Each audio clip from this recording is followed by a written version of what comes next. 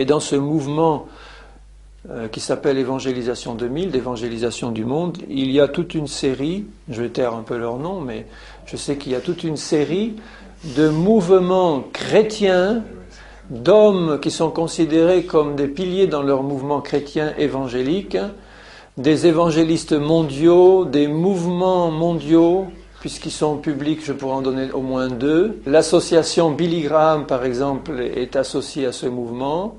Jeunesse en mission y est associée. Vous avez des groupes de jeunesse en mission qui sont complètement nouvel âge, d'autres qui sont récupérés par le catholicisme romain. Vous en avez encore d'autres qui sont entièrement fidèles et qui marchent dans la vérité. Mais ce sont des mouvements qui ont tendance actuellement à s'organiser, à se structurer et à entrer dans la grande église. Mais les fidèles, eux, les brebis, les vrais, obéiront à l'ordre du Seigneur. Sortez du milieu d'elle, mon peuple, si vous ne voulez pas participer à ces jugements. Alors, le problème de cette prostituée, au verset 2, c'est son impudicité. L'impudicité. Et l'impudicité, nous savons que spirituellement, l'impudicité, c'est l'idolâtrie. C'est-à-dire le rejet de la vérité pour accepter de se prosterner vers quelqu'un d'autre que le Seigneur, vers quelque chose d'autre que sa vérité et sa parole. Et tout ce qui est idolâtrie, mensonge, pour Dieu, c'est une impudicité. Et ça ouvre la porte évidemment à l'impudicité sexuelle et l'impudicité tout court. Les deux sont associés. Les sectes finissent dans les orgies et l'impudicité sexuelle. Et si on entre dans l'impudicité sexuelle et si on n'en veut pas s'en repentir, on finit dans la prostitution spirituelle. Les deux vont ensemble. C'est pourquoi il est si dangereux de flirter dans tous les sens du terme avec l'impudicité, parce que ça ouvre la porte à l'impudicité spirituelle et à la prostitution spirituelle. L'épouse se sanctifie, la prostituée devient de plus en plus impudique. À la fin de l'Apocalypse, il dit que celui qui se sanctifie encore, que celui qui se souille encore. Et c'est le propre de la prostituée de commencer à se souiller avec du mensonge, avec ce qui n'est pas de la parole de Dieu, et d'aller de plus en plus loin dans la souillure, ce que fait cette grande église prostituée universelle. Je ne vais pas entrer dans tous les dogmes de l'Église catholique romaine qui sont des abominations aux yeux du Seigneur, mais en tant qu'ancien catholique romain né à Lourdes, je peux vous dire que l'Église n'a rien abandonné de ces dogmes souillés et que ça constitue la grande abomination à laquelle participent et dont se sont enivrés, comme il est dit là, tous les rois de la terre. C'est du vin de son impudicité que les rois et les habitants de la terre se sont enivrés. Quand vous voyez actuellement le couronnement d'un pape de Rome, vous avez la terre entière qui est représentée à Rome. Et tous les grands de la terre sont là où sont représentés. Et c'est le seul chef politique et religieux actuel du monde devant lesquels tout le monde s'incline. Et tout le monde rend hommage. Et actuellement, vous avez dans la presse, dans les journaux, dans la télé, des articles qui rendent hommage aux qualités diplomatiques du pape actuel dans les conflits, dans le conflit de l'Irak, dans le conflit de Yougoslavie. C'est lui qui est dans la coulisse et qui négocie. Et c'est lui qui a réussi à obtenir des choses que beaucoup de grands de la terre n'ont pas pu obtenir. Il prépare la prise de pouvoir. Et il la prépare d'autant plus tranquillement que les chrétiens et l'Église en général ne disent rien et se laissent complètement séduire. Je ne parle pas des brebis du Seigneur qui ont les yeux ouverts, mais je parle de cette Église tiède de la Odyssée qui est là et qui voit les choses se faire et qui admire celui qu'on appelle un homme très spirituel et digne de confiance et qui est en fait un agent de Satan. Quelqu'un qui est envoyé pour séduire et pour égorger, détruire les brebis du Seigneur. Et au verset 5, il est dit que c'est un mystère. Sur son nom était écrit un nom, un mystère, Babylone la Grande.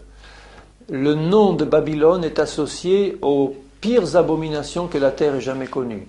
C'est là, à Babylone, qu'ont commencé les grandes révoltes contre le Seigneur. La tour de Babel, c'était Babylone. Et ils ont voulu la construire pour s'élever au-dessus de tout ce qui existait et pour atteindre le ciel. les efforts d'hommes pour atteindre le ciel, c'était là. Et le problème de Babylone, si vous regardez dans Ésaïe 47 qui nous montre quels sont les péchés de Babylone, lisez Ésaïe 47. Dans ce chapitre d'Ésaïe, on voit quels sont les péchés de Babylone. Donc, quelles sont les choses qu'il faut surtout éviter de faire entrer dans nos vies et dans l'Église si on ne veut pas participer à l'esprit de Babylone. Dans Ésaïe 47, au verset 6, il est dit « J'étais irrité contre mon peuple », c'est Dieu qui parle, « j'avais profané mon héritage et je les avais livrés entre tes mains parce qu'ils avaient désobéi. Tu n'as pas eu pour eux de la compassion, tu as durement appesanti ton joug sur le vieillard et tu disais à toujours je serai souveraine et tu n'as point mis dans ton esprit, tu n'as point songé que cela prendrait fin. » C'est une femme qui a toujours persécuté le peuple du Seigneur. Quand le peuple du Seigneur était persécuté, il pouvait l'être pour deux raisons. Simplement en tant que peuple du Seigneur, parce que Satan n'aime pas les enfants de Dieu. Et il pouvait être aussi châtié parce que Dieu l'avait livré entre les mains de l'ennemi à cause de sa désobéissance. Mais là, Babylone, quand elle persécutait le peuple de Dieu, elle allait au-delà de toute mesure. Elle a toujours été assoiffée du sang des saints. C'est repris dans le chapitre 17 de l'Apocalypse que nous venons de lire. Elle est assoiffée, au verset 6, ivre du sang des saints et du sang des témoins de Jésus. Dans toute l'histoire, on a vu la Babylone prostituée persécuter les saints. Et toujours la fausse église apostate persécutera la véritable église de Jésus-Christ. L'église de Jésus-Christ sera persécutée par la fausse église qui n'est autre que Babylone. Tous ces massacres, ces guerres de religion sont inspirés par l'esprit de Babylone. On en sait quelque chose dans notre région ici. Toutes ces guerres de religion, que ce soit d'un côté comme de l'autre, il y a peut-être un côté qui avait un peu plus de saints dans ses rangs, mais l'esprit de guerre de religion est un esprit babylonien. Le véritable chrétien ne fait pas la guerre pour sa foi. Il ne prend pas les armes. Il se laisse tuer plutôt, ou martyriser, mais il ne prend pas les armes. Donc le premier aspect de la Babylone, c'est l'esprit de violence et de persécution et de domination. Babylone, c'était un dominateur des peuples qui écrasait tout sur son passage, moi et rien que moi. Il le dit là, au verset 8, moi et rien que moi. C'est l'orgueil. C'était la persécution des saints, au verset 8, c'est l'orgueil, moi et rien que moi. Et puis, au verset 12, reste donc au milieu de tes enchantements et de la multitude de tes sortilèges auxquels tu as consacré ton travail dès ta jeunesse. Babylone, c'était un repère de sorciers, de magiciens et de toute espèce de pratique de sorcellerie et de magie. Eh bien, aujourd'hui, il en est de même.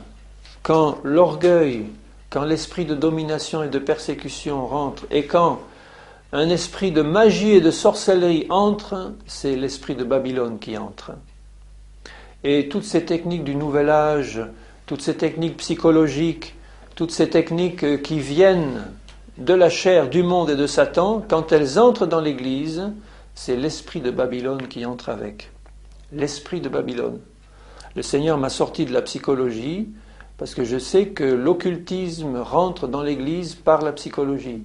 Toutes les techniques de yoga, de visualisation, qui sont habillées avec des termes scientifiques et des termes même chrétiens, sont entrées dans la psychologie, et par la psychologie, qui est le cheval de Troie de Satan, ça entre dans l'Église.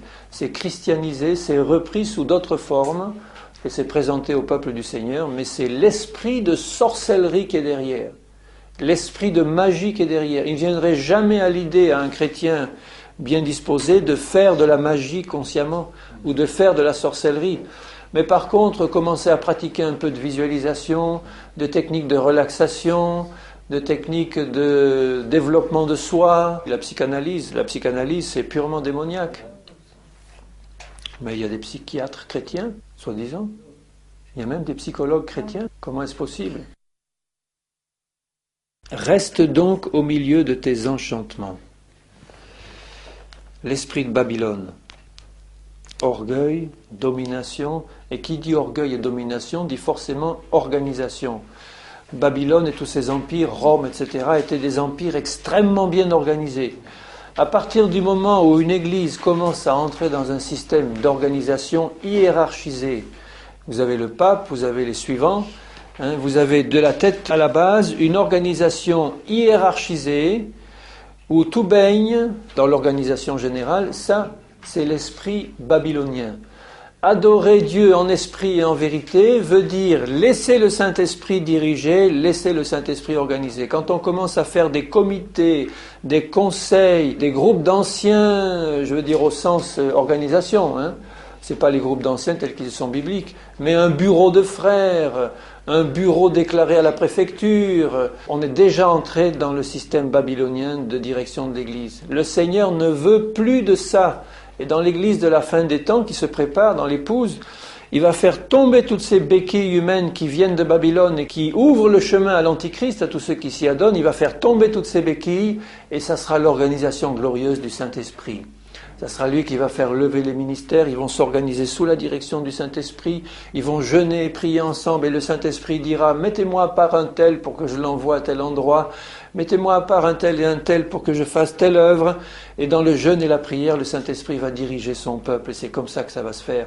Ce seront des petits groupes non déclarés à la préfecture parce que tous ceux qui seront déclarés vont être pris.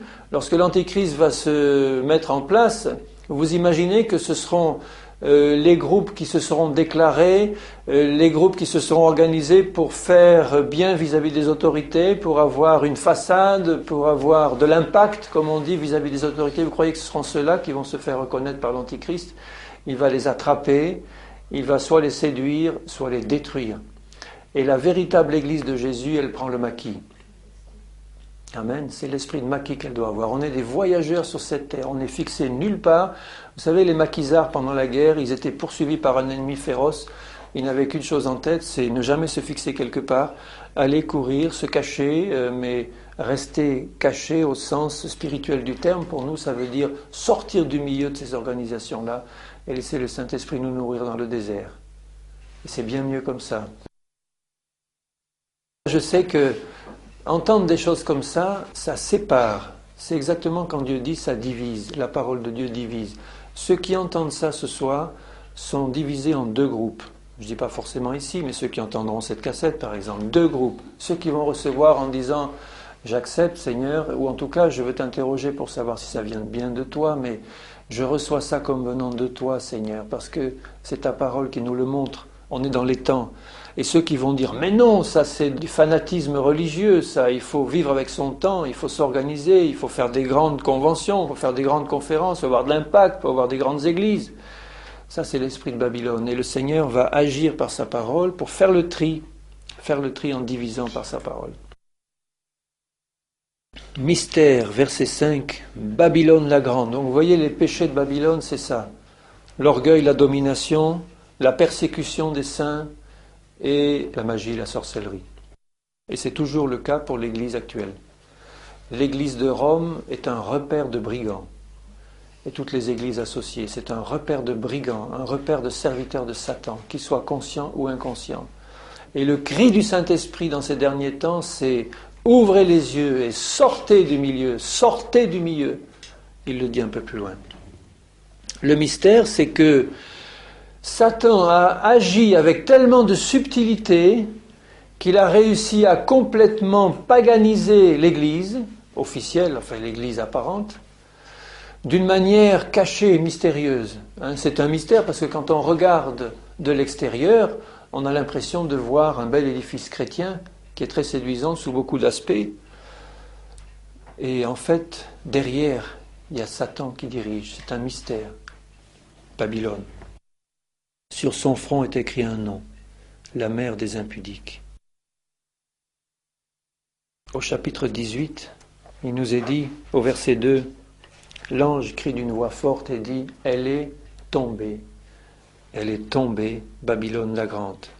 Elle est devenue une habitation de démons, un repère de tout esprit impur, un repère de tout oiseau. » Les oiseaux, nous savons ce que c'est, Les démons impur et odieux. Toutes les nations ont bu du vin de la fureur de son impudicité. Et les marchands de la terre se sont enrichis avec elle. Le Seigneur est en train de préparer la venue de Jésus-Christ comme roi de la terre. Il va enlever une église sanctifiée, purifiée, et il va juger la prostituée qui est en train de se mettre en place sous nos yeux. Et le jugement sera radical. Et c'est pourquoi le Seigneur parle à son peuple et il lui dit au verset 4, « J'entendis une autre voix qui disait, « Sortez du milieu d'elle, mon peuple, afin que vous ne participiez pas à ses péchés et que vous n'ayez point de part à ses fléaux. » Sortez du milieu d'elle, physiquement, spirituellement. N'appartenez plus à des églises apostates. Ne soyez plus sous cette illusion qui consiste à dire « J'y reste parce que c'est la volonté de Dieu que j'y reste pour pouvoir témoigner, pour pouvoir être le levain qui va faire lever la pâte de l'intérieur. » C'est pas vrai. Le jugement de Dieu vient sur la prostituée et le Saint-Esprit dit « Sortez du milieu d'elle, sortez ». Si vous voyez que l'esprit de Babylone rentre dans votre église, évidemment, la première des choses à faire, si on voit que l'esprit de Babylone rentre, c'est pas de sortir immédiatement, c'est de prévenir, c'est d'intercéder, c'est de dire « Seigneur, est-ce qu'il y a quelque chose encore à faire ?»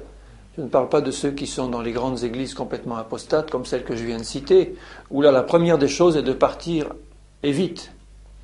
Mais je parle des églises évangéliques qui laissent entrer l'esprit de Babylone peu à peu entre elles et qui ne s'en rendent pas compte. Il faut agir pour tuer le mal dans l'œuf, dès le départ. Et aucun groupe n'est à l'abri.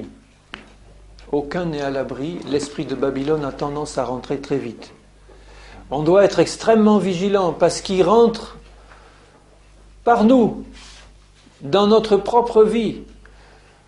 Nous sommes membres de l'Église du Dieu vivant et si nous ne veillons pas pour rester remplis du Saint-Esprit et obéissants à la parole, eh bien, on va s'ouvrir à un autre esprit qui est celui de Babylone. Le danger, c'est ça, l'esprit de Babylone. S'il rentre dans notre vie, il va rentrer dans l'Église. Et c'est pourquoi, dans les derniers temps que nous vivons, dans ces petits groupes qui seront ceux de l'Église de la fin des temps, qui feront en même temps la grande Église de Jésus-Christ, puisqu'on forme un seul corps, mais dans ces petits groupes qui seront dans le maquis, il est tellement important d'avoir comme objectif prioritaire la sanctification. Tellement important. Parce que ça va éliminer toutes les racines de l'esprit de Babylone. Et ça va nous permettre d'être des témoins puissants. Quelle valeur a la puissance d'un témoignage si notre vie est remplie de compromis et remplie d'impureté? On pourra toujours parler du Seigneur, bien sûr, et la parole de Dieu pourra toujours faire de l'effet. Mais on ne va pas être un témoin puissant. On sera un témoin tiède et on sera rejeté par le Seigneur. Ça ne sert à rien de témoigner si notre vie n'est pas remplie du Saint-Esprit. Et si on ne dit pas chaque jour, Seigneur, tu vas m'enlever ces impuretés que tu fais sortir de ma vie parce que je n'en veux plus. J'ai le désir intense, parce que je suis membre de ton épouse et de ton corps. J'ai le désir intense d'être purifié. Fais-le, Seigneur, fais-le. Et l'accent sera mis sur la sanctification. Ça veut dire qu'il va falloir que tu rembourses tes dettes. Ça veut dire qu'il va falloir que tu restitues tout ce que tu as volé. Ça veut dire qu'il va falloir que tu fasses des feuilles d'impôt droites. Ça veut dire qu'il va falloir, si tu es commerçant chrétien, que tu fasses des prix justes, que tu aies l'idée de service avant l'idée de profit. Ça veut dire des tas de choses pratiques qui vont nous concerner dans notre vie de tous les jours. Ça veut dire que je vais éviter de tricher, même si je suis élève de mon école, je ne vais pas faire un mot menteur. Tout ça va constituer le travail de sanctification de l'Église. Ça veut dire que je ne vais pas copier sur la copie du voisin si je fais un examen. Ça veut dire tout ça, se sanctifier. Ça veut dire que je vais être soumise à mon mari, ça veut dire que je vais aimer ma femme. Tout ça fait partie du travail de sanctification. Ça veut dire, Seigneur, que je vais arrêter, si je suis jeune, de flirter. Je vais arrêter de sortir avec des jeunes comme les gens du monde. Je vais arrêter d'aller voir des films porno. Je vais arrêter de regarder des émissions douteuses à la télévision. Non pas par légalisme, mais par goût de sanctification, par désir de dire « Seigneur, tu vas faire ce travail en moi. Et tu vas me montrer, Seigneur. Je vais le faire parce que le Saint-Esprit va devenir tellement fort dans cette Église des derniers temps. Il va devenir tellement puissant, cette onction, que le travail du Saint-Esprit va nous montrer aussitôt. Il va nous dire « Tu vois, il y a là tel point. » On ne va plus être attaché aux biens terrestres. Si tu as de l'argent en réserve, le Seigneur va te montrer très vite à quoi tu vas utiliser cet argent pour le royaume de Dieu. Tu ne vas pas le garder pour toi, tu vas le garder pour le Seigneur parce que c'est son argent. Tes biens personnels, tu sais qu'ils ne t'appartiennent pas. Ils mettaient tout en commun dans les premiers temps. Dans les derniers temps, ça va recommencer. Ils mettaient tout en commun parce qu'ils n'auront rien. Ils savent qu'ils n'ont rien. Moi, j'ai rien. Et même si j'avais beaucoup, je sais que j'ai rien. Ce que le Seigneur me donne, il me demande de l'utiliser selon sa volonté, c'est-à-dire comme lui le décide. Ça va faire partie de la sanctification, ça. C'est intéressant comme programme. Hein? Et dans une église, dans un petit groupe comme le nôtre, ou comme d'autres, eh bien on va se connaître, on va se surveiller mutuellement dans un esprit d'amour. Et il y a un point que les églises ne font plus et qu'elles devraient faire, c'est Matthieu 18, 15. On peut voir quand même, en voyant ces choses, ce que l'épouse fait et doit faire, et en comparaison, ce que la prostituée ne fait pas et ne veut pas faire. Dans Matthieu 18, verset 15, « Si ton frère a péché », il n'est pas dit là, si ton frère a péché contre toi, il est dit si ton frère a péché. Tu te rends compte que ton frère a péché ou ta sœur. Va et reprends-le. Reprends-le, va et reprends-le entre lui et toi. Seul. Si tu vois ton frère ou ta sœur qui fait un péché, au lieu de dire d'un air faussement pieux, « Ah, Seigneur, je vais intercéder pour lui », et puis tu vas lui parler, Seigneur. Jésus ne dit pas ça. Il dit, dans son intérêt et dans le tien, parce que je te demanderai compte de ma parole, dit le Seigneur. Si tu ne vas pas reprendre ton frère, Dieu te demandera compte parce que tu as laissé tomber un frère qui était en train de chuter. Et tu n'as rien fait pour le relever. Mais ça doit être fait dans l'amour de Jésus qui remplit ton cœur, parce que tu y vas pour le relever et pas pour l'enfoncer, le juger. Quand il est dit reprends-le, c'est comme Jésus aurait repris son enfant. Qu'est-ce qu'il dit ? Entre toi et toi seul. Va lui parler, lui dit frère, sœur, je me suis rendu compte que tu fais ça. Est-ce que c'est bien ça que tu fais ? Eh bien, je te dis que c'est mal, tu es en train de pécher, tu as laissé rentrer l'esprit de Babylone dans ta vie, tu es en train de t'écarter de l'épouse pour rentrer dans la prostituée, tu te rends compte ? Tu risques de ne plus être enlevé. Et à la limite, si tu continues, tu risques carrément d'être perdu. S'il t'écoute, tu as gagné ton frère. C'est ça le but. Je veux te gagner, mon frère. Et ça veut dire quoi ? Celui qui fait ça, ça veut dire qu'il accepte qu'on lui fasse à lui. Sinon, c'est encore l'esprit de domination pastorale qui vient. Mais j'accepte que tu me reprennes parce que j'ai envie, je désire faire partie de l'épouse et aller à la table des noces de l'agneau. Pas seulement avec les amis de l'époux, mais en tant qu'épouse de Jésus. Alors tu vas me montrer, Seigneur, où est le péché dans ma vie. Et le Seigneur va se servir de mon frère ou de ma sœur pour me le montrer. Il va se servir de sa parole et de son esprit direct. Il va se servir des uns et des autres. S'il t'écoute, tu as gagné. Mais s'il ne t'écoute pas, prends avec toi une ou deux personnes afin que toute l'affaire se règle sur la déclaration d'un ou deux témoins. Et s'il refuse encore de les écouter, dis-le à l'Église, à tout le groupe, dis-le à tous. Et s'il refuse d'écouter l'Église, qu'il soit pour toi comme un païen et un publicain. Ça veut dire quoi, mon frère, ma sœur ? Va voir ailleurs si tu veux. Si tu veux trouver d'autres groupes babyloniens qui acceptent ton compromis sans rien te dire, vas-y. Mais ici, avec nous, tu n'as pas ta place. Parce que nous cherchons la sanctification et tu es une pierre d'achoppement pour le Seigneur et pour tes frères. Alors va ailleurs, nous ne t'acceptons pas. Mais vous voyez qu'il faut que ça soit fait dans la lumière et dans l'Esprit Saint. Sinon, ça devient un système terrible de jugement et de condamnation réciproque. Il faut que nous recherchions avant tout d'être remplis du Saint-Esprit pour pouvoir reprendre nos frères dans l'amour et dans la vérité. Mais il faut le faire. Il y a trop d'églises où on ne le fait pas, où on attend, où on laisse faire, où on dit, bon, ben, ça va s'arranger. Et on attend jusqu'à ce que ce soit pourri, qu'il ne soit plus possible de faire quoi que ce soit.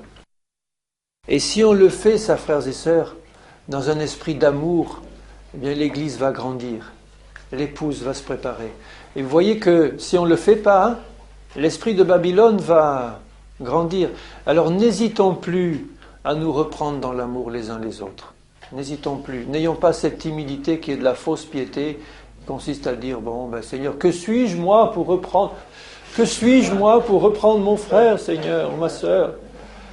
Évidemment, si tu vis ouvertement dans le péché, ta place n'est pas à reprendre les autres, c'est à te repentir, avant tout.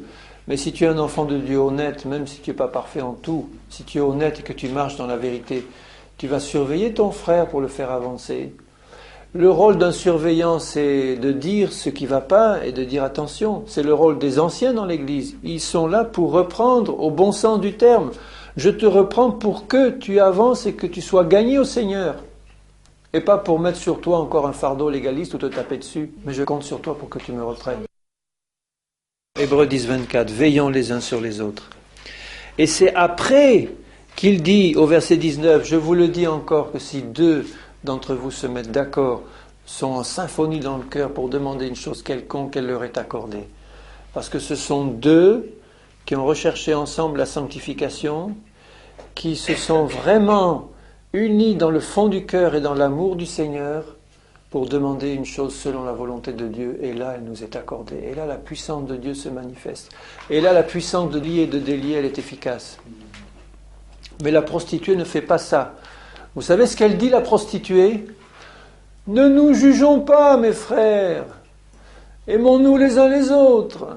Mais au sens prostitué du terme. C'est-à-dire, surtout ne mettons pas l'accent et le doigt sur le péché ou sur la vérité.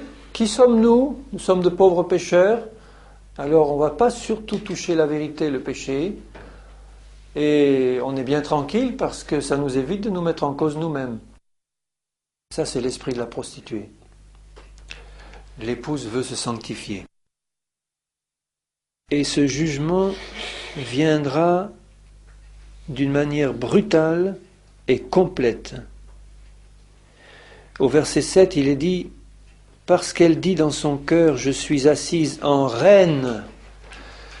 Et elle sera vraiment la reine au sens épouse de l'Antichrist, le roi de la terre, le faux roi qui s'oppose au vrai roi des rois, le Seigneur Jésus-Christ. Elle sera l'épouse de l'Antichrist. Je ne suis pas veuve, je ne verrai pas de deuil à cause de cela. En un même jour, ces fléaux arriveront, la mort, le deuil et la famine, et elle sera consumée par le feu, car il est puissant, le Seigneur Dieu qui l'a jugé. Le jugement de cette prostituée, même si elle a une apparence belle et qu'elle se développe dans la terre entière et qu'elle devient de plus en plus grande et de plus en plus puissante, le jugement est déjà décrété par Dieu. Ce jugement viendra d'une manière brutale et totale. Il viendra par le feu du ciel, le feu atomique ou le feu du ciel, mais en tout cas le feu du ciel va tomber et elle sera jugée en un instant. En un instant. Elle sera jugée notamment au moment de la grande bataille d'Armageddon de la fin des temps, quand Jésus va revenir avec l'épouse pour détruire les armées de l'Antichrist et établir son royaume de justice et de paix. Et à ce moment-là seulement commence la préparation des noces de l'agneau, c'est-à-dire à la fin de cette période de 3 ans et demi qui a vu la destruction encore d'Israël, des Juifs et le martyre des Juifs. Juste après le jugement de la grande prostituée, au chapitre 19, on voit les noces de l'agneau commencer. Et il est écrit au chapitre 19 et au verset 1er, « J'entendis dans le ciel une voix forte d'une foule nombreuse qui disait « Alléluia, le salut, la gloire, l'honneur et la puissance sont au Seigneur notre Dieu. Ses jugements sont véritables et justes. Il a jugé la grande prostituée qui corrompait la terre par son impudicité. Et il a vengé le sang de ses serviteurs en le redemandant de sa main. » Et ils dirent une seconde fois « Alléluia ». Alors les vieillards se prosternent, tout le monde adore le Seigneur. Et au verset 5, une voix sortit du trône disant « Louez notre Dieu, vous tous ses serviteurs, vous qui le craignez, petits et grands. » À qui appartient cette voix sortant du trône? Une voix sortie du trône disant « Louez notre Dieu ». C'est l'épouse. La seule qui a la permission de monter sur le trône avec Jésus, c'est l'épouse. Et c'est la voix de l'épouse, puisqu'elle dit « Notre Dieu, vous tous ses serviteurs ». Et j'entendis comme une voix d'une foule nombreuse, comme un bruit de grosses eaux, un bruit de fort tonnerre disant Alléluia, car le Seigneur notre Dieu est entré dans son règne. Voilà l'avènement du Seigneur. À la fin de cette grande tribulation et du jugement de la prostituée, notre Dieu est entré dans son règne. Car le Seigneur Dieu Tout-Puissant est entré dans son règne. Réjouissons-nous, car les noces de l'agneau sont venues. Les voilà maintenant, les noces de l'agneau. Ce n'est pas tout de suite après l'enlèvement. C'est lorsque tout le monde est ressuscité pour participer à la fête. Et son épouse s'est préparée, il lui a été donné de se revêtir d'un fin lin éclatant et pur, et le fin lin, c'est la justice des saints. C'est au moment de la bataille d'Armageddon que ceci se passe, puisque on voit tout de suite après, l'épouse revient avec Jésus pour la bataille finale, et les véritables noces commencent. L'ange me dit, verset 9, « Heureux ceux qui sont appelés au festin des noces de l'agneau. » Quels sont ceux qui sont appelés au festin des noces de l'agneau? L'épouse et les amis de l'époux. L'épouse, c'est l'Église fidèle qui a vaincu, qui a surmonté la tentation du péché et qui est admise dans l'intimité la plus profonde du Dieu vivant. Les amis de l'époux, ce sont tous les saints de l'Ancien Testament et tous les martyrs de tous les temps et les martyrs de la grande tribulation qui se réjouissent avec l'époux et qui sont dans une joie parfaite comme Jean-Baptiste l'a dit lui-même. On voit au verset 11 un cheval blanc apparaître et celui qui le montait s'appelle fidèle et véritable, c'est le Seigneur. Il décrit plus loin la venue du Seigneur en gloire mais aussi en jugement. Et au verset 15, de sa bouche sortait une épée aiguë pour frapper les nations. Il les pètera avec une verge de fer, comme les vainqueurs. Il les pètera avec une verge de fer, et il foulera la cuve du vin de l'ardente colère du Dieu Tout-Puissant. Il avait sur son vêtement et sur sa cuisse un nom écrit, Roi des rois et Seigneur des seigneurs. Et je vis un ange qui se tenait dans le soleil.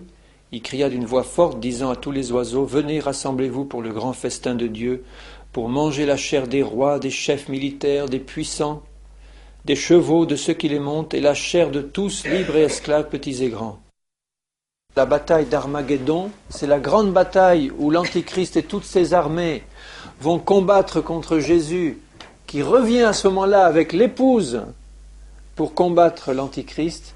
Ils sont vaincus à la bataille d'Armageddon, et c'est encore un grand carnage.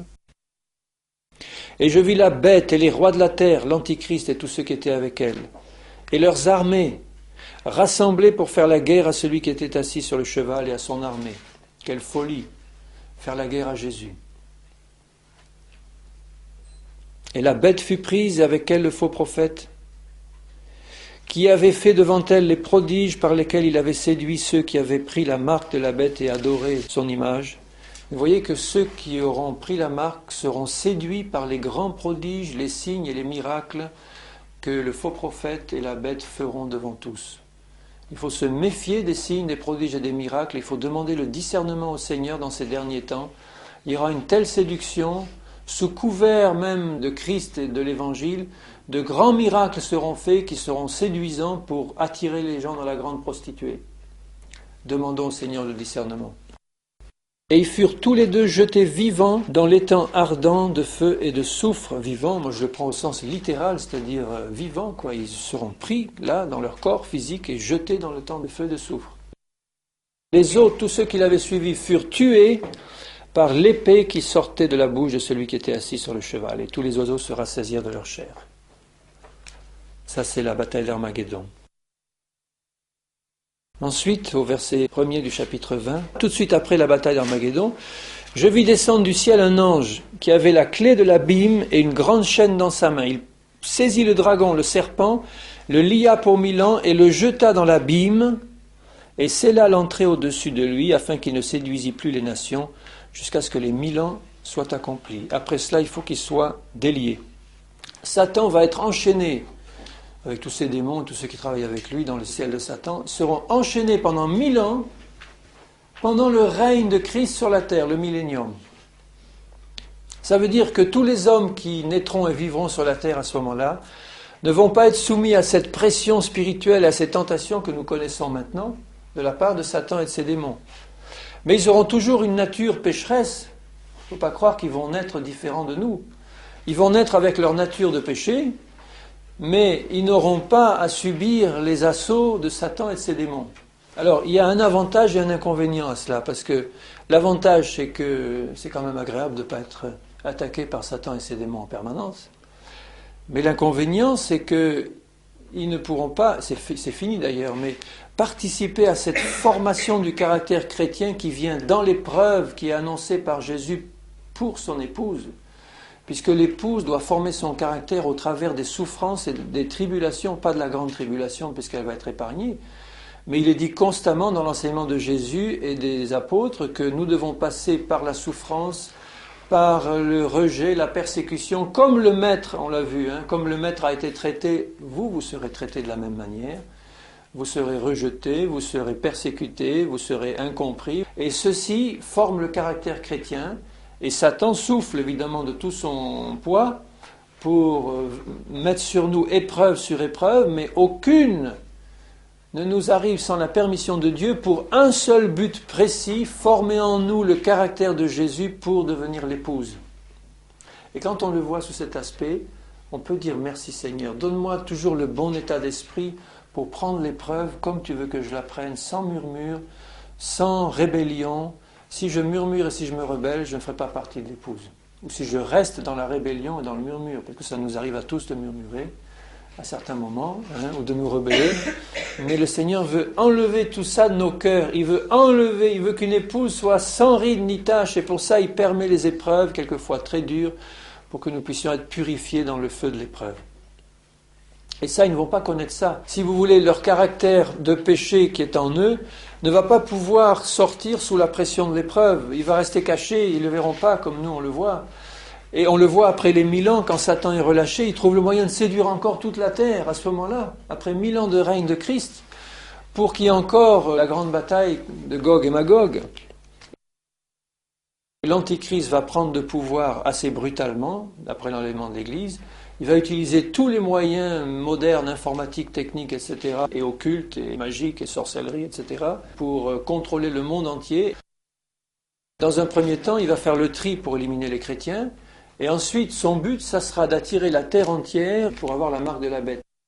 J'en connais déjà 144 000 qui ne l'auront pas, puisqu'ils auront la marque de Dieu, c'est les 144 000 juifs. Eux ne vont pas recevoir la marque de la bête. Alors, je pense qu'eux vont passer au travers de la grande tribulation sans être martyrs. Il y aura déjà cela. Et peut-être qu'il y aura un certain nombre de gens qui, pourchassés par la bête dans des lieux reculés de la terre, auront réussi peut-être à se cacher et à ne pas porter la marque de la bête parce qu'ils n'auront pas pu être pris. Bon, je ne sais pas trop comment ça va se passer, mais je sais une chose, c'est que ceux qui accepteront la marque seront perdus. Combien restera de gens après la bataille d'Armageddon? J'en sais rien. Vous avez le sang qui monte jusqu'aux morts des chevaux.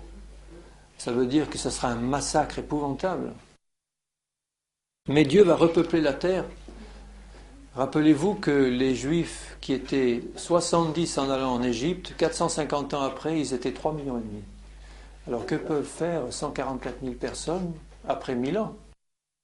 Alors écoutez maintenant au verset 4. C'est intéressant ce chapitre 20 parce qu'il nous montre la résurrection des martyrs et des saints de l'Ancien Testament. Les saints de l'Ancien Testament, c'est ceux qui doivent attendre que le temple soit ouvert jusqu'à la fin. Ici, on voit au verset 4, « Je vis des trônes, et à ceux qui s'y assirent fut donné le pouvoir de juger.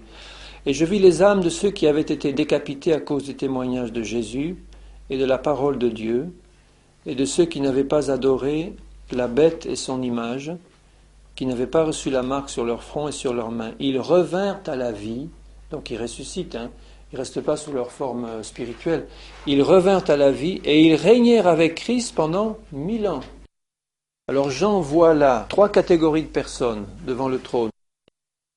Il y a les âmes de ceux qui ont été décapités à cause du témoignage de Jésus. Là, il ne s'agit pas des martyrs de la grande tribulation. Les âmes de ceux qui avaient été décapités à cause du témoignage de Jésus. Ce ne sont pas les martyrs de la grande tribulation. Ce sont tous ceux qui, depuis la Pentecôte jusqu'à l'enlèvement de l'Église, ont été persécutés, martyrisés et mis à mort pour le témoignage de Jésus. Il y en a des millions et des millions comme ça, ne serait-ce que par l'Inquisition, qui ont été persécutés en Russie, en Chine, partout, en Afrique. Ce sont ceux-là qui ont été décapités ou persécutés à cause du témoignage de Jésus. Et il y a une autre catégorie, ceux qui ont été mis à mort à cause de la parole de Dieu. Ça, ce sont les martyrs de l'Ancien Testament. Ce sont tous les martyrs de l'Ancien Testament qui, eux, n'ont pas pu être décapités à cause du témoignage de Jésus, mais à cause de la parole de Dieu qu'ils connaissaient. Les martyrs depuis Abel, Abel c'est le premier martyr, en passant par Zacharie qui a été mis à mort entre l'autel et le portique. Donc tous ces martyrs-là de l'Ancien Testament ressuscitent, reviennent à la vie et vont rejoindre les martyrs de la tribulation qui n'ont pas adoré la bête et qui n'ont pas reçu la marque. Ils revinrent tous à la vie, mais pas en même temps. On a vu tout à l'heure que ceux qui n'ont pas adoré l'image de la bête reviennent à la vie au moment de la moisson, à la fin de la période de 3 ans et demi. Les autres reviennent à la vie à la fin de la période de 7 ans. Et les autres morts ne ressuscitent pas. Ils ressusciteront après les 1000 ans. Mais ceux qui sont admis à participer au règne de 1000 ans, vous voyez qui c'est?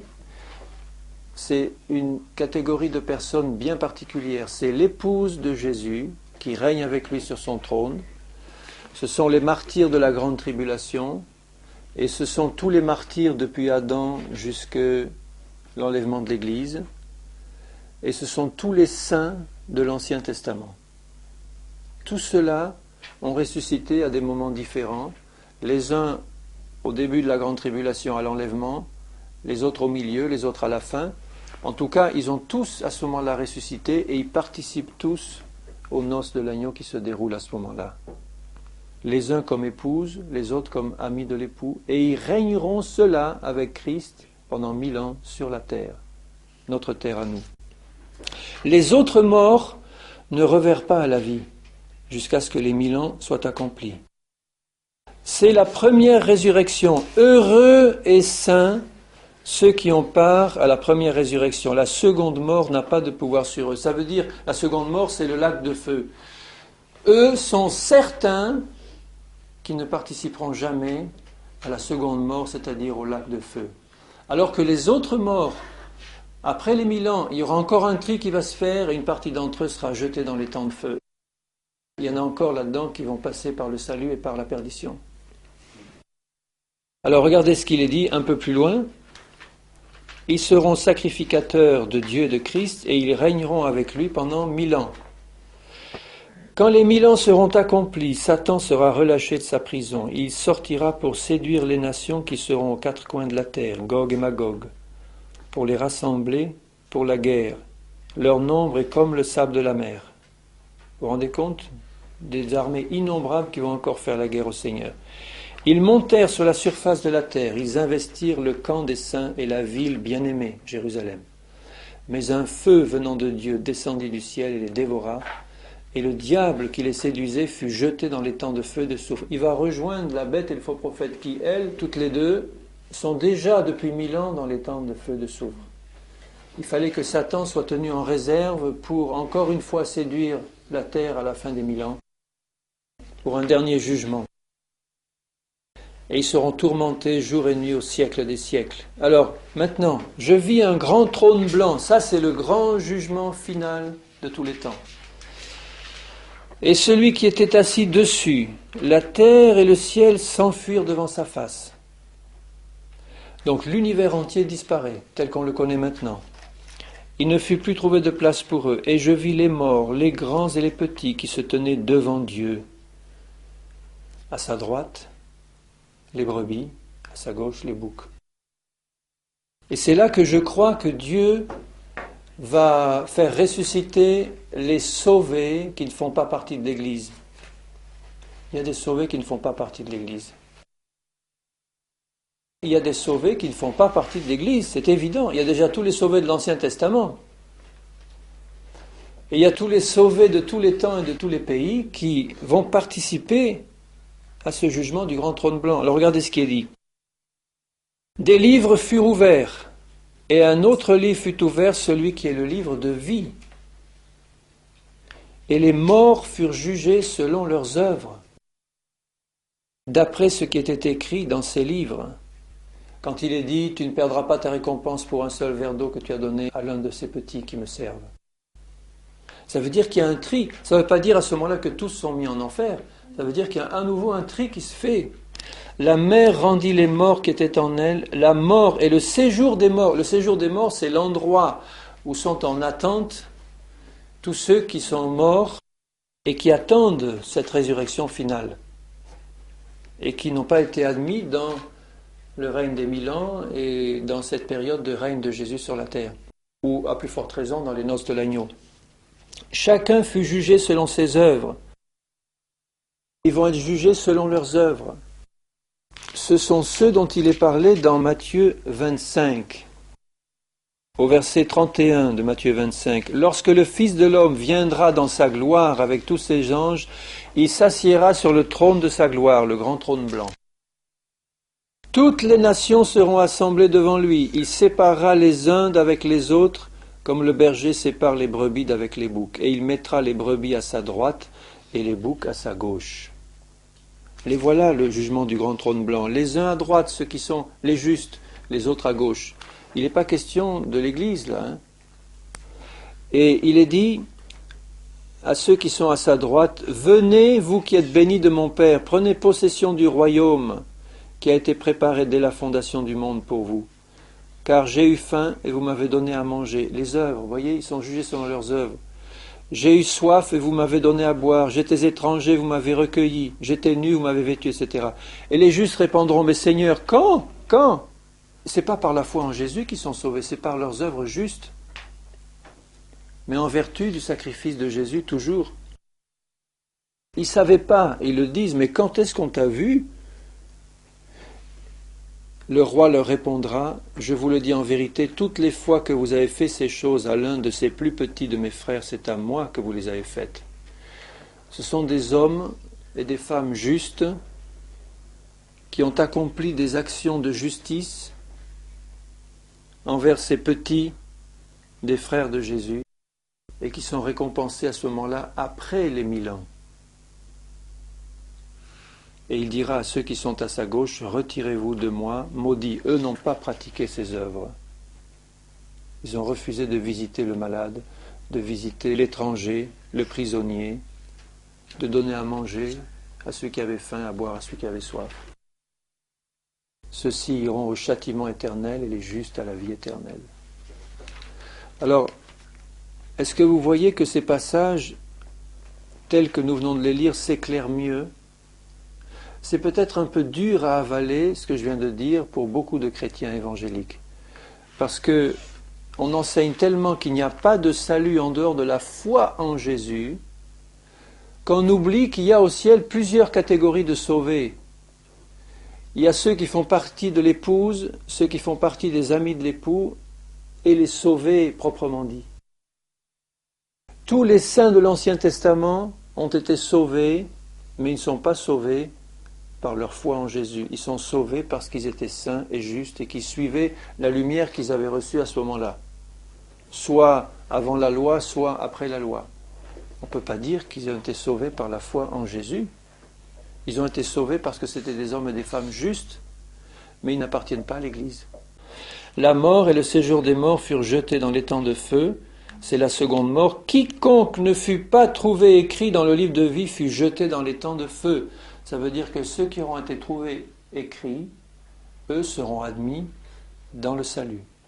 Mais comme on va le voir dans le chapitre 21 et 22, ceux qui sont admis dans le salut sont à des positions différentes dans le ciel. Dans le ciel, vous avez les nouveaux cieux, la nouvelle terre et la nouvelle Jérusalem. Ou si on veut mettre dans l'ordre spirituel décroissant, vous avez la nouvelle Jérusalem, les nouveaux cieux et la nouvelle terre. Dans la nouvelle Jérusalem sera seule admise l'épouse.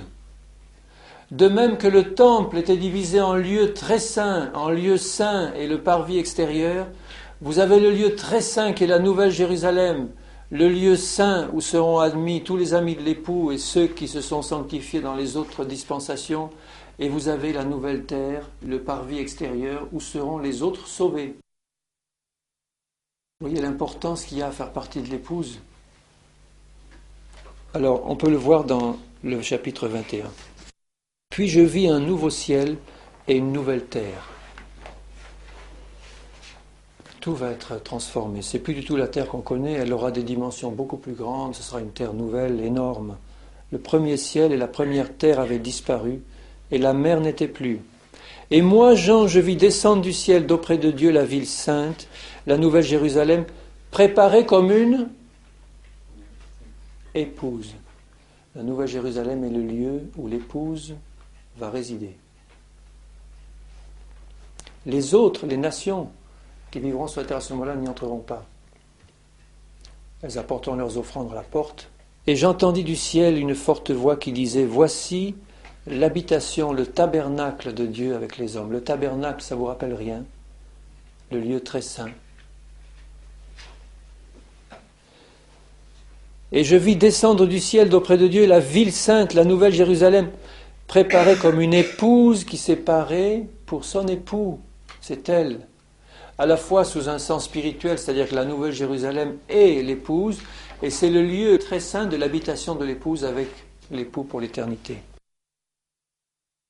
Il habitera avec eux, et ils seront son peuple, et Dieu lui-même sera avec eux, et sera leur Dieu.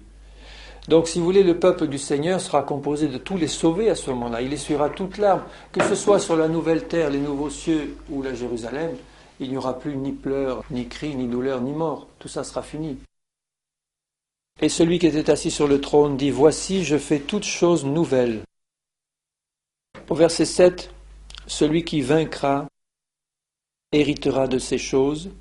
Je serai son Dieu, il sera mon fils. » Et les lâches, les autres, etc., les abominables, les meurtriers, leur part sera dans les temps ardents de feu dessous. Tous ceux qui ne se sont pas repentis, bien sûr. Puis un des 7 anges qui tenait les 7 coupes remplies des 7 derniers fléaux vint, il m'adressa la parole en disant « Viens, je te montrerai l'épouse, la femme de l'agneau. » Et quand il lui montre l'épouse, il lui montre la nouvelle Jérusalem. Il me transporta en esprit sur une grande et haute montagne. Il me montra la grande ville, la sainte Jérusalem qui descendait du ciel d'auprès de Dieu, ayant la gloire de Dieu. Et il décrit la muraille, les portes, etc. Il y aurait toute une étude à faire sur les pierres précieuses, les portes, etc. Mais on ne va pas la faire ce soir. Mais ce qu'il faut voir, c'est qu'elle représente la sainteté parfaite de Dieu, le lieu très saint du tabernacle céleste, où Dieu habite en permanence avec les hommes, le lieu très saint du temple de Jérusalem, où Dieu venait entre les chérubins pour parler une fois par an au grand prêtre. Là, l'épouse sera en présence du Seigneur pour l'éternité, dans le lieu très saint de la Jérusalem céleste. Je ne vis point de temple dans la ville, car le Seigneur Dieu Tout-Puissant est son temple, ainsi que l'agneau, évidemment.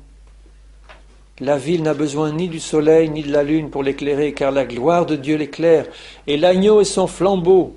Les nations qui auront été sauvées marcheront à sa lumière. Cette Jérusalem céleste qui va descendre du nouveau ciel pour se poser sur la nouvelle terre, va éclairer la terre entière, où il y aura des nations encore dessus, qui, elles, ne vont pas vivre dans la Jérusalem céleste, mais seront sur la nouvelle terre, les nations des sauvés.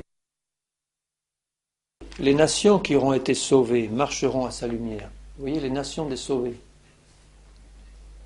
Ces portes ne se fermeront point de jour, car il n'y aura point de nuit. On y apportera la gloire et l'honneur des nations. Il n'y entrera chez elles rien de souillé, etc. Il n'y entrera que ceux qui sont dans le livre de vie de l'agneau. C'est le livre de vie de l'agneau. Puisque vous savez qu'il y a des livres. Il y a le livre de vie de l'agneau, d'autres livres furent ouverts. Le livre de vie de l'agneau, c'est le livre de l'épouse, qui appartient à l'agneau. Il me montra un fleuve d'eau de la vie, chapitre 22, limpide comme du cristal, qui sortait du trône de Dieu. Moi, quand je dis ça, je dis Seigneur, mais j'ai un désir ardent de faire partie de ton épouse, mais c'est un appel à la sanctification, c'est un appel à rejeter le péché sous toutes ses formes, c'est un appel à l'obéissance. Est-ce qu'on ne veut pas faire partie de l'épouse? Je ne veux pas me contenter d'être sur la nouvelle terre, je ne veux pas me contenter d'être dans les nouveaux cieux, je veux être dans la Jérusalem céleste, avec l'époux. Au milieu de la place de la ville et sur les deux bords du fleuve, il y avait un arbre de vie, produisant 12 fois des fruits, rendant son fruit chaque mois. Ce ne sont pas les mêmes mois que maintenant, puisqu'il n'y aura plus le même ciel, le même soleil, la même lune. Ça veut dire simplement qu'il y a un arbre de vie qui produit en permanence des fruits chaque mois. Vous savez ce que c'est le fruit de l'esprit, l'amour, la joie, la paix. C'est la réalisation du caractère de Christ dans ma vie. Là, c'est comme si ceux qui étaient dans cette Jérusalem céleste allaient produire régulièrement une récolte de fruits jusque dans l'éternité. Et je crois que dans le ciel et dans la Nouvelle Jérusalem, on va continuer à apprendre des choses, à ouvrir notre intelligence aux profondeurs et aux merveilles de Christ, et pour l'éternité à produire de nouveaux fruits régulièrement pour la gloire du Seigneur. Ça ne va jamais s'arrêter, il n'y a pas d'ennui là-haut. On ne s'ennuie pas. Il dit, rendant son fruit, et dont les feuilles servaient à la guérison des nations. Les nations qui sont sur la nouvelle terre. Je ne crois pas qu'il s'agit de maladies comme on les connaît maintenant. Cet arbre de vie produira des feuilles qui donneront force et santé spirituelle aux nations de la nouvelle terre. Il n'y aura plus de malédiction, d'anathème. Le trône de Dieu, de l'agneau, sera dans la ville. Ses serviteurs le serviront et verront sa face. Et je crois que c'est ça le privilège de l'épouse. Voir la face du Seigneur. Tous ne la verront pas, comme l'épouse le verra. Et je ne crois pas que, encore une fois, Dieu a des chouchous. La porte de l'entrée dans le corps de l'épouse est aujourd'hui ouverte. Tout le monde peut y entrer. Dieu ne va pas décider que certains vont faire partie de l'épouse et dans une espèce de caprice, il va dire que les autres n'en feront pas partie. C'est le temps de la grâce, c'est le temps de l'épouse et Dieu veut que tous les chrétiens fassent partie de l'épouse. Donc ceux qui n'auront pas cette entrée dans le corps de l'épouse, ce sont ceux qui auront refusé de se préparer pour l'époux. Et quand on aime le Seigneur, on doit faire de cette préparation la priorité de sa vie. Qu'il revienne ce soir ou qu'il revienne dans 2 ans ou dans 10 ans, je ne crois pas que ce sera dans 10 ans pour ma part, mais qu'il revienne tôt ou tard, on doit être prêt à partir avec lui. Et comme je vous le disais précédemment, le vainqueur, ce n'est pas celui qui est parfait en tout, c'est celui qui a consacré sa vie entièrement au Seigneur pour lui obéir d'un cœur rempli d'amour et d'un cœur rempli du désir d'être consacré entièrement à son service. Et qui accepte donc la discipline du Seigneur et l'obéissance en tout point. Avec des faiblesses et des chutes, mais qui ne sont pas volontaires, qui sont le fait de la nature humaine faible, mais on bénéficie de la grâce de Dieu et de la repentance que le Seigneur donne. Mais on court vers le but, les yeux fixés sur Jésus. Fin du verset 5. Ils régneront au siècle des siècles. Tout à l'heure, il parlait de ceux qui régneront avec Christ sur la terre pendant 1000 ans. Ce ne sont pas les mêmes que ceux-là. Ceux-ci, ce sont ceux qui régneront au siècle des siècles avec Jésus dans la Nouvelle Jérusalem. C'est plus le millénium. Pendant le millénium, vont participer tous les martyrs, les saints de l'Ancien Testament, etc., qui vont ressusciter à ce moment-là aussi. Mais dans le règne des siècles, c'est l'épouse qui participera avec lui. Ces paroles, verset 6, sont certaines et véritables, et le Seigneur, le Dieu des saints prophètes, a envoyé son ange pour montrer à ses serviteurs les choses qui doivent arriver bientôt. Voici, je viens bientôt, heureux celui qui garde les paroles de la prophétie. Ça veut dire celui qui les garde dans son cœur pour les mettre en pratique. Au verset 10, Jésus lui dit, ne scelle pas les paroles de la prophétie de ce livre, car le temps est proche, que celui qui est injuste ou pécheur soit encore injuste, que celui qui est souillé se souille encore, que le juste pratique encore la justice et que celui qui est saint se sanctifie encore. C'est ce qui se passe dans ces derniers temps, où il va y avoir une différence de plus en plus grande entre ceux qui ont décidé de se sanctifier pour le Seigneur et qui vont se sanctifier de plus en plus, et ceux qui vont aller vers la grande prostituée, qui vont se souiller de plus en plus. Et le temps du règne de l'Antichrist sur la terre sera un temps d'idolâtrie abominable et de toutes sortes de pratiques abominables qu'on n'aura jamais vues sur la terre auparavant.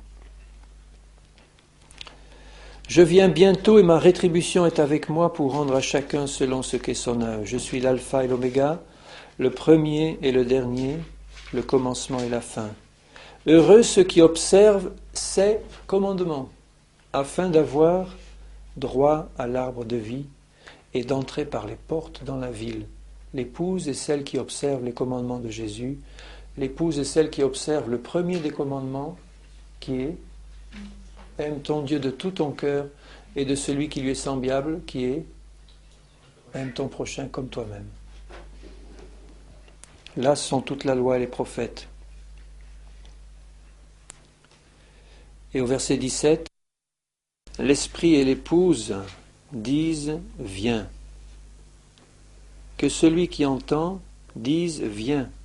Que celui qui a soif vienne. Que celui qui veut prenne de l'eau de la vie gratuitement. Moi je vois là dans cette phrase un appel ardent du Seigneur Jésus à tous ceux qui sont nés de nouveau, qui font partie actuellement de l'Église de Jésus sur la terre, qui n'a pas encore été enlevée. Je vois un appel du Seigneur Jésus à dire « Viens, je veux que tu fasses partie de mon épouse. Est-ce que tu as soif? Est-ce que tu veux te sanctifier? Sans la sanctification, nul ne verra le Seigneur. » Vous avez compris ça? Il n'est pas dit sans la sanctification, nul ne sera sauvé. Nul ne verra le Seigneur. L'Église qui n'était pas prête, elle ne s'est pas sanctifiée. Elle est restée, elle va payer le prix, cher. Et elle ne sera jamais dans la Nouvelle Jérusalem. Mais que celui qui veut, ça veut dire que celui qui se convertit aujourd'hui, quelle que soit la vie qu'il a eue dans son passé, si il accepte le salut par le sang de Jésus, aujourd'hui il entre dans le corps de Christ et aujourd'hui il entre dans l'épouse de Jésus. S'il accepte de se sanctifier, à partir de ce jour, c'est-à-dire à la mesure de la lumière qu'il reçoit jour après jour, de décider de tout son cœur d'obéir au Seigneur, de décider de suivre Jésus sans retourner en arrière. Dès le jour de la Pentecôte, ils étaient baptisés d'eau, baptisés du Saint-Esprit, et ils persévéraient dans la prière, dans l'enseignement, dans la communion fraternelle, dans le pain et le vin. Ils faisaient déjà partie de l'épouse. Quelle que soit ta vie, si tu viens à Jésus aujourd'hui, tu peux faire partie de l'épouse et y rester jusqu'à ce que Jésus revienne. Si tu as soif et si tu le veux. C'est marqué que celui qui entend, que celui qui a soif, que celui qui veut. Que celui qui veut. Vous voyez que ceux qui seront laissés derrière seront ceux qui n'auront pas voulu. Et c'est triste parce que le cœur du Seigneur est serré. Il a donné sa vie et son sang pour que tous ceux qui ont accepté sa nouvelle alliance fassent partie de l'épouse. Quand on voit les demeures merveilleuses qu'il a préparées dans la Nouvelle Jérusalem, les choses extraordinaires qu'il a préparées dans le lieu très saint de son temple céleste, et qui voit que beaucoup vont négliger ce message et refuser de se préparer. Je déclare à quiconque entend les paroles de la prophétie de ce livre, si quelqu'un y ajoute quelque chose, Dieu le frappera des fléaux décrits dans ce livre. Si quelqu'un retranche quelque chose des paroles du livre de cette prophétie, Dieu retranchera sa part de l'arbre de la vie et de la ville sainte et des choses qui sont écrites dans ce livre. Alors la question qui se pose, c'est la suivante, et je la pose à tous ceux qui m'écoutent. Est-ce que tu veux faire partie de l'épouse ou est-ce que tu veux faire partie de la prostituée? Si je la pose comme ça a l'air simple. On a tendance à dire, mais bien sûr que je veux faire partie de l'épouse et que je ne veux pas faire partie de la prostituée. Mais si tu dis oui, je veux faire partie de l'épouse, ça va impliquer une action profonde du Seigneur dans toute ta vie qu'il va falloir que tu laisses faire pour te laisser sanctifier et préparer. Ça va mettre en œuvre l'action du Saint-Esprit dans tous les aspects de ta vie. Et si tu résistes au Seigneur, si tu désobéis alors que le Seigneur est en train de te montrer quelque chose là que tu es en train de faire, qui déplaît au Seigneur, c'est une désobéissance, il te l'a montré, pourtant tu y restes, tu es en danger de mort dans ce cas-là. Tu es en danger de mort, je te le dis. Si le Seigneur t'a montré quelque chose et que tu résistes en disant « Mais non, après tout, c'est pas si grave » ou bien « Il y a un tel qui le fait, pourtant il est béni, il a des dons spirituels, il parle en langue, il prophétise, et pourtant, tu as vu, Seigneur, il fait ça. Hein, donc on peut. Hein. » Non, si tu fais ça, tu es en danger de mort. Tu dois accepter, si tu veux faire partie de l'épouse, un travail de purification en profondeur qui va dépasser tout ce que tu peux imaginer. Mais alléluia, parce que c'est fait par le bon berger qui a un doigté d'amour merveilleux, qui est là pour nous faire du bien, qui est là pour nous aider à crucifier complètement cette chair, à nous faire marcher dans l'obéissance et à nous remplir de son esprit. Et si tu dis, Seigneur, oui, moi, dans le fond, il ne me manque pas grand-chose, il me manque... Enfin, moi, je fais tout ce qu'il faut, Seigneur, moi. Oh, je supporte pas les méchants, Seigneur, je supporte pas les méchants, mais moi, je suis bien. Alors là, tu es en grand danger d'être déjà un pied dans la prostituée. Hein, tu sais ce qu'elle dit, la Odyssée, on peut y revenir au début de l'Apocalypse, c'est-à-dire la dernière église. Et l'église de Laodicée, c'est la 7e, c'est-à-dire la dernière église de l'époque qui précède juste la manifestation de l'Antichrist, et qui sera l'église du temps de l'enlèvement. Je connais tes œuvres, dit Jésus, je sais que tu n'es ni froid ni bouillant, puisses-tu être froid ou bouillant. Parce que tu dis, je suis riche, je n'ai besoin de rien. Je suis riche, je n'ai besoin de rien. Nous, on est bien, nous, on est les meilleurs des églises évangéliques, nous, on a tous les dons spirituels, nous, on est puissants dans l'évangélisation, nous, on est formidables dans la louange, nous, on est passé de 15 à 200 en 2 ans, qu'est-ce qu'on est riche, formidable. Mais le Saint-Esprit qui scrute avec son scanner, là, aux rayons X, au plus profond du cœur, et qui voit l'état de ton cœur, tu crois qu'il va regarder à ça? Il va regarder si tu payes bien tes impôts. Il va regarder si ta femme, c'est vraiment ta femme. Il va regarder si tu obéis à la parole en tout et de bon cœur. Il ne regarde pas à l'apparence, le Seigneur, il regarde au cœur.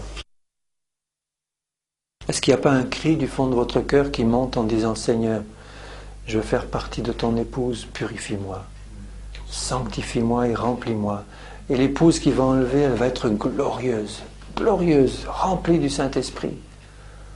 Le monde qui est à l'extérieur va se repaître de grandes conventions soi-disant évangéliques, où il y aura peut-être des miracles et des prodiges, mais où le travail profond du Saint-Esprit dans les cœurs ne va pas forcément se faire. Le travail profond dans les cœurs, il va se faire entre toi et Dieu, dans ta chambre, il va se faire dans l'église de Jésus, des groupes comme celui-là, il va se faire dans la communion entre frères et sœurs, il va se faire dans les familles, dans la réconciliation des couples, des enfants et des parents. Il va se faire à ce niveau-là parce que c'est là que Jésus t'attend. C'est là que l'épouse se prépare. Et l'épouse fidèle, ça ne va pas être forcément celle qui est sur l'estrade ou sous les feux de la rampe, ça va être celle qui va faire exactement ce que son Seigneur lui demande. Entre, bon et fidèle serviteur, dans la joie de ton maître. Je t'ai demandé simplement de distribuer quelques traités, de les mettre dans la boîte aux lettres. C'est ça que je t'ai demandé aujourd'hui. Tu l'as fait. Eh bien, c'est merveilleux. Jésus est content de toi. Je t'ai demandé de parler à cette personne-là qui était à côté de toi. Tu l'as fait. Tu es bon et fidèle serviteur. Je ne te demandais pas d'aller faire une grande réunion d'évangélisation devant 150 personnes sur la place centrale de Nîmes. Je ne te demandais pas ça. Tu l'as fait. Tu étais dans la désobéissance parce que ce n'était pas ça que je te demandais. Je te demandais de parler à ton voisin de palier que tu rencontres tous les jours et qui n'a pas encore entendu parler de Jésus. Si tu veux faire partie de l'épouse, eh bien tu fais bien. Garde ce désir dans ton cœur et attache-toi, mets tous tes efforts à t'approcher du Seigneur pour qu'il te sanctifie. Il va te remplir de son esprit et tu vas te préparer à l'enlèvement. Quand la trompette sonnera, l'épouse seule partira. Jésus ne va pas enlever une épouse souillée. Il ne va pas enlever une épouse sale. Une épouse qui vit dans le compromis, dans le mensonge, dans l'adultère, dans la fornication, dans les excès de table et les choses semblables, dans l'attachement à l'argent, aux biens terrestres. dans l'attachement aux choses de cette terre, aux choses des hommes. L'épouse s'est détachée de tout ça, elle a les yeux sur son Seigneur. Et elle obéit au sermon sur la montagne. Le Seigneur me met l'accent sur quelques versets du sermon sur la montagne, parce que c'est là que le Seigneur attend son épouse. Dans l'évangile de Matthieu, au chapitre 5 et au verset 20, je vous le dis, si votre justice, la justice des saints, le fin lin, ne surpasse pas celle des scribes et des pharisiens, vous n'entrerez pas dans le royaume des cieux. Vous avez entendu qu'il a été dit, tu ne tueras pas. Celui qui tuera mérite d'être puni par les juges. Mais moi, écoutez bien, écoute épouse. Moi je vous dis que quiconque se met en colère contre son frère mérite d'être puni par les juges. Celui qui dit à son frère raka, vous savez ça veut dire raka, ça veut dire vaurien. Simplement ça, vaurien. Mérite d'être puni par le Sanhédrin, et celui qui lui dira insensé, ça veut dire fou, idiot, fou, mérite d'être puni par le feu de l'enfer. C'est ça qui attend la prostituée. La prostituée va passer là-dessus, elle va dire non, il ne faut pas être quand même. Hein? L'épouse va recevoir ça en disant Seigneur, mais c'est ça. Seigneur, enlève la colère de mon cœur, mais enlève tout sentiment de colère, Seigneur. J'en veux plus, je me repens sur la cendre, Seigneur. Je mérite la géhenne quand je me mets en colère contre ma femme, mon mari, ou mon frère, ou ma sœur. Je ne parle pas de la sainte colère de Dieu, hein, mais la colère de la chair. Si tu te présentes à l'autel et que tu te souviennes que ton frère a quelque chose contre toi, parce que tu t'es mis en colère méchamment contre lui, laisse ton offrande et va te réconcilier, et puis reviens devant l'autel. Et au verset 27, tu ne commettras pas d'adultère. Et pour l'adultère, c'est pareil, je vous dis que quiconque regarde une femme pour la convoiter a déjà commis un adultère dans son cœur. Vous voyez le travail de préparation de l'épouse ? Dans mon cœur, Seigneur, enlève tout regard, toute pensée adultère. Je n'en veux plus. Quand elle se présente, Seigneur, je résiste vigoureusement.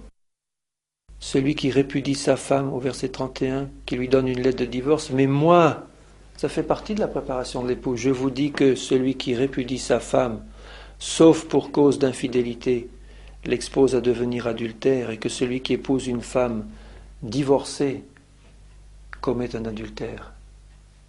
Il y aurait tellement de choses à dire là-dessus. L'esprit de Babylone est déjà rentré dans l'Église si on permet divorce, remariage, etc. C'est déjà rentré. Vous avez appris qu'il est dit, tu ne parjureras pas, mais tu t'acquitteras envers le Seigneur de ce que tu as déclaré par serment. Mais moi je vous dis de ne jurer aucunement, ni par le ciel, ni par la terre, ni par Jérusalem, ni par ta tête.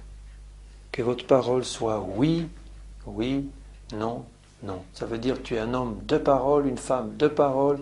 Tu n'as pas besoin de jurer. Tu le dis, tu n'as qu'une parole.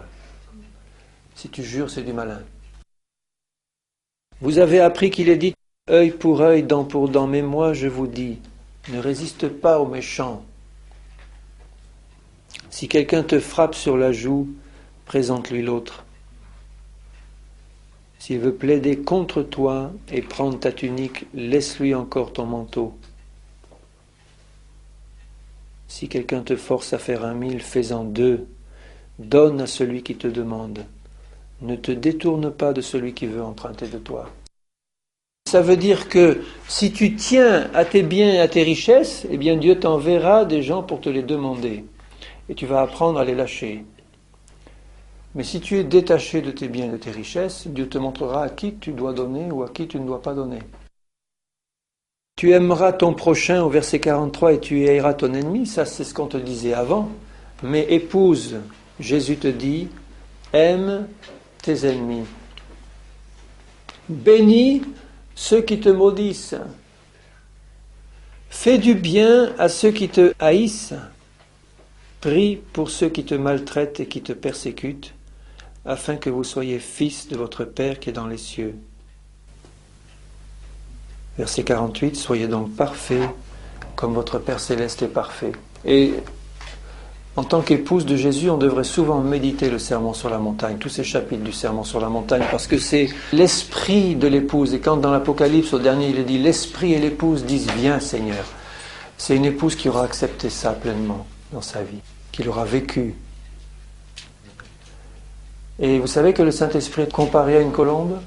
Et vous savez que dans le Cantique des Cantiques, le bien-aimé dit à sa bien-aimée, viens, viens ma colombe. L'épouse est appelée colombe aussi. La colombe du Saint-Esprit est venue sur elle et l'a pénétrée. Et l'épouse est appelée ma colombe. Elle est remplie du Saint-Esprit. Ma colombe. Si on supprime toute racine d'amertume dans notre vie, nous allons vraiment devenir la colombe du Saint-Esprit, l'épouse du Seigneur. Si on supprime toute amertume, le mécontentement, le murmure, on n'est pas content de son sort, on n'est pas content d'un tel, on n'est pas content de ci, de ça, le fiel amer. Jésus va enlever tout ça. Tu vas être belle épouse du Seigneur. Tu es déjà belle aux yeux du Seigneur, mais tu vas être magnifique, splendide, et tu vas aller à la rencontre de ton époux dans les cieux. Celui qui atteste ces choses dit oui, je viens bientôt. Amen. Viens Seigneur Jésus. Et c'est merveilleux de voir que le dernier verset dit que la grâce de notre Seigneur Jésus-Christ soit avec vous tous. La grâce, c'est ce qui nous permet de tenir bon jusqu'au bout. La grâce de Dieu qui va permettre à l'épouse de se préparer, de tenir bon jusqu'au bout, jusqu'au jour de l'enlèvement. Et l'épouse dit Amen. Amen.